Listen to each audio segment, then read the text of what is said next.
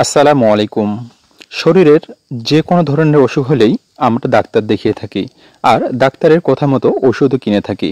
ওষুধ যেমন রোগের উপশম ঘটায়, তেমনি অনেক সময় জীবনে এক বড় হুমকিও দিয়ে যেতে পারে। তাই ঔষধ কেনার সময় প্রেসক্রিপশন দোকানদারের হাতে দিয়েই নিশ্চিত থাকবেন না। এজন্য আজকের ঔষধালয়ের আয়োজন হচ্ছে ঔষধ কেনার সময় কোন বিষয়গুলো খেয়াল রাখবেন। ঔষধের প্যাকেটের গায়ে মেয়াদকাল দেখে নিন। মেয়াদ উত্তীর্ণ বা মেয়াদ শেষ হবার আর কয়েক মাস বা সপ্তাহ বাকি এ ধরনের ওষুধ কেনা থেকে বিরত থাকুন। ওষুধের প্যাকেটের গায়ে সবার উপরে থাকে বেস নাম্বার, তারপরে ম্যানুফ্যাকচার ডেট, তারপর এক্সপায়ার ডেট এবং শেষে থাকে এমআরপি, অর্থাৎ কত টাকায় ওষুধটি কিনবেন। অনেক সময় স্ট্রিপের গায়ে এক্সপায়ার ডেট লেখা থাকে না, সেক্ষেত্রে ওষুধের বক্সের গায়ে বেস নাম্বার দেখে আপনার এক্সপায়ার ডেট খুঁজে বের করতে হবে।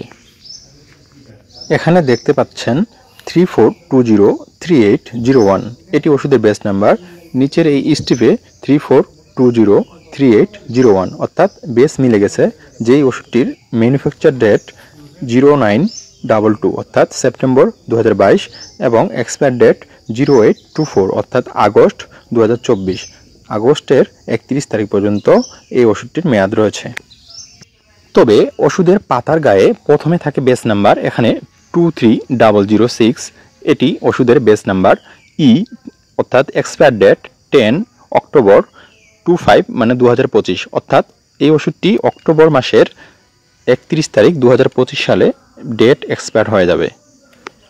তাহলে অক্টোবর 2025 সালের 31 তারিখ পর্যন্ত এই ওষুধটি সেবন করা যাবে, তারপরে আর ওষুধটি খাওয়া যাবে না। প্রেসক্রিপশনে যে ওষুধের নাম ডাক্তার লিখে দিয়েছেন ঠিক সেই ওষুধটি কিনুন। অনেক সময় দোকানদার নতুন বা নিম্নমানের কোনো কোম্পানির ওষুধ কমিশনের লোভে আপনাকে ধরিয়ে দিতে পারে, এক্ষেত্রে বিভ্রান্ত হবেন না। অনেকেই শরীর দুর্বল লাগলেই নিজে ইচ্ছে করে ভিটামিন কিনে খান, এটাও একটা ভুল ধারণা। শারীরিক দুর্বলতার জন্য অনেক কারণ থাকতে পারে, সেক্ষেত্রে প্রয়োজনীয় ওষুধটি খেতে হবে। এজন্য অবশ্যই ডাক্তার দেখানো প্রয়োজন। ডাক্তার যদি আপনাকে 3 মাসের ওষুধ খেতে বলেন এবং 1 মাসের ভেতরে আবার দেখা করতে বলেন, সেক্ষেত্রে 1 মাসের ওষুধই কিনুন। অথবা যদি 15 দিন পরে দেখা করতে বলেন, তাহলে 15 দিনের ওষুধ কিনুন, কারণ এরপর হয়তো ডাক্তার কোনো ওষুধ বদলে দিতে পারে। এছাড়াও পেন কিলার বা স্যালাইন জাতীয় যে ওষুধগুলো সচরাচরই প্রয়োজন হয়, সেগুলো একগাদা কিনে বাসায় রাখবেন না, কয়েকটি কিনে রাখুন, নয়তো ঘরে পড়ে থেকেই মেয়াদ উত্তীর্ণ হয়ে যাবে। ওষুধের প্যাকেটের গায়ে দাম লেখাই থাকে, তাই দাম পরিশোধ করার আগে যাচাই করে নিন, অথবা অনলাইনে অথবা বিভিন্ন অ্যাপসের মাধ্যমে দাম যাচাই করে নিন।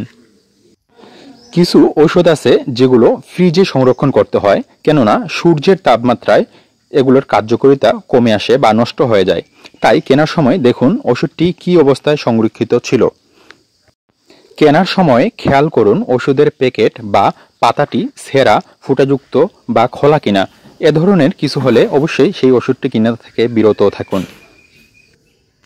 প্রেসক্রিপশনে ওষুধের ব্যবহারবিধি লেখাই থাকে, তবুও আরেকবার ঔষধ বিক্রেতার কাছে বা ফার্মাসিস্টের কাছ থেকে নিশ্চিত হয়ে নিন কখন, কবার, খাবার আগে না খাবার পরে, এ ধরনের তথ্যগুলো জেনে নিয়ে তারপরে ওষুধ ব্যবহার শুরু করুন। আপনার পরিচিত একই রোগের রোগী বা ফার্মাসির কম্পাউন্ডারের পরামর্শই কখনোই ওষুধ কিনবেন না, এতে হিতে বিপরীত হওয়ার সম্ভাবনা থাকে। সুতরাং ওষুধ সেবনের পূর্বে একজন প্রয়োজনীয় ফার্মাসিস্ট কিংবা ডাক্তারের পরামর্শ গ্রহণ করুন। পরিশেষে আপনার সুস্থতা কামনা করে এবং এতক্ষণ ভিডিও দেখার জন্য ধন্যবাদ জানিয়ে শেষ করছি।